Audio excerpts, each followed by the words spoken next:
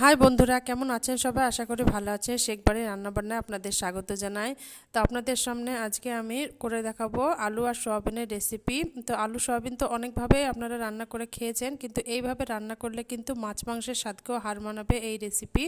তো কি কি উপকরণ দিয়ে আর কিভাবে আমি রান্নাটি করব সেটা দেখার জন্য ভিডিওটি প্রথম থেকে শেষ পর্যন্ত দেখতে থাকুন। আর ভালো লাগলে চ্যানেলটিকে অবশ্যই সাবস্ক্রাইব করে বেল আইকনটি প্রেস করে রাখুন, যাতে নিত্য নতুন ভিডিওর আপলোড সবার আগে আপনাদের কাছে পৌঁছে যায়। তো চলুন রেসিপিটি শুরু করি। তো এখানে আমি আলু কেটে ধুয়ে পরিষ্কার করে নিয়েছি, আর এরকম কিউব করে আমি আলুগুলোকে কেটে নিয়েছি। আর এদিকে গরম জল করে আমি সয়াবিনটাকে ভিজিয়ে রেখেছিলাম, আর এখন গরম জল থেকে চিপে চিপে সয়াবিনগুলোকে উঠিয়ে নিচ্ছি।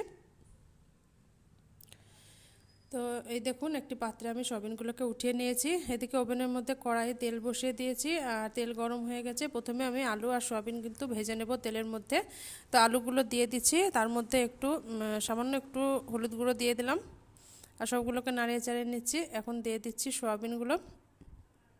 তো সয়াবিনগুলো দেওয়ার পরও ভালো মতো নাড়াচাড়া করে হালকা ব্রাউন কালার করে কিন্তু আমি ভেজে নেব।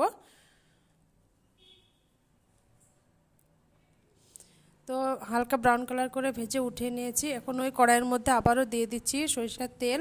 আর তেল গরম হয়ে গেছে, তেলের মধ্যে প্রথমে দিয়ে দিলাম কয়েকটা গোটা জিরে, একটা তেজপাতা ফাটিয়ে দিলাম, আর এক টুকরো দারুচিনি আমি এখানে দিয়ে দিলাম। সামান্য একটু নাড়াচাড়া করে তার মধ্যে এখানে পেঁয়াজ কুচি দিয়ে দিচ্ছি, আর পেঁয়াজ কুচিটাকে দেওয়ার পর একটু লাল লাল করে পেঁয়াজটা ভেজে নেব। তো লাল লাল করে পেঁয়াজটাকে ভেজে নিয়েছি। এই পর্যায়ে সামান্য একটু জল দিচ্ছি, যেহেতু এখানে শুকনো মশলাগুলোকে অ্যাড করব যাতে তলায় লেগে না যায়, তার জন্য আমি সামান্য একটু জল ইউজ করলাম এখানে।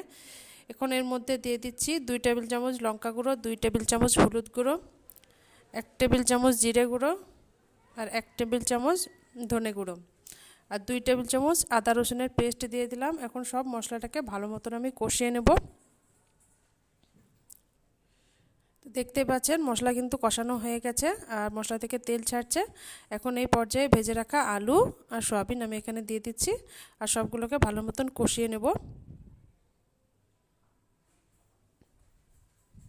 তো অনবরত নাড়াচাড়া করে কষিয়ে নিচ্ছি। এই পর্যায়ে আমি দিয়ে দিচ্ছি স্বাদ মতো লবণ।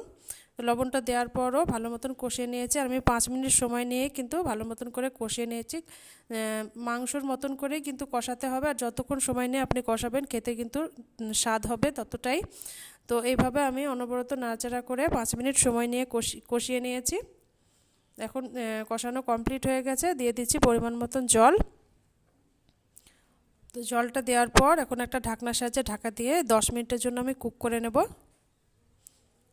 তো ফিরে আসলাম 10 মিনিট পর, আর রান্না কিন্তু অলমোস্ট হয়ে গেছে।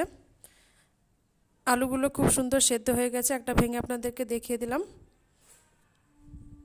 এখন এই পর্যায়ে হাফ টেবিল চামচ আমি গুঁড়ো করে রেখেছিলাম গরম মশলা, তো সেই গরম মশলাটা এখানে ব্যবহার করলাম।